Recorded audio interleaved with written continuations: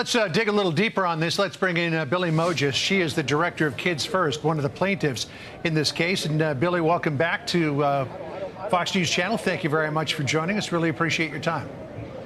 Thank you for having me.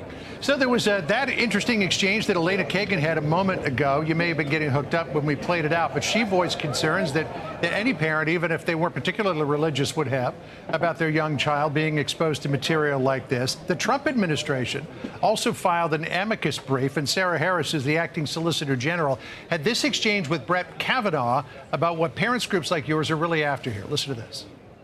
Just to be clear, your position in this case is that you're not seeking to alter the instruction in the classroom or what's the content of the classroom.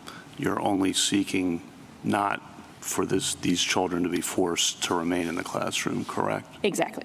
So this is not about censorship. This is not about telling the schools what they can teach in the classroom. This is simply about whether or not parents believe their children should be exposed to this and that you should have an opt-out option to take their kids out of those particular classes. Absolutely. We are not asking them to do anything special that has not been done before. The opt-out has been an option for decades. We have been using it. My parents used it on me. We're just asking them to restore it so we can exclude our kids from materials that are insensitive and inappropriate. Yeah, so the school board is fighting back, saying, look, these materials are not inappropriate. They're not all that particularly sensitive.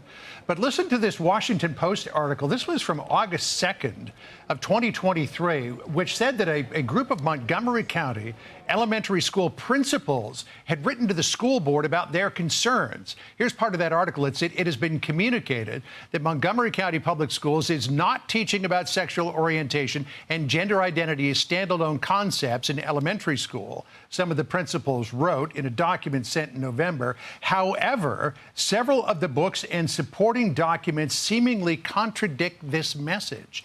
So you had elementary school principals who were siding with parents at that time, and yet the Montgomery County School Board says, don't listen to any of that. Listen to us. We know best. What does that tell you as a parent?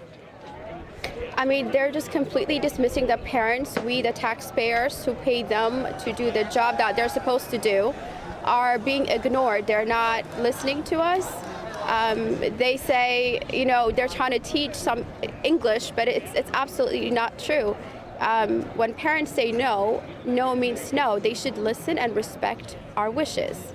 So here's what the Montgomery County Public Board of Education says on these so-called inclusive books. This is from a filing that was made in December of last year. They said, quote, the storybooks are not used in any lessons related to gender and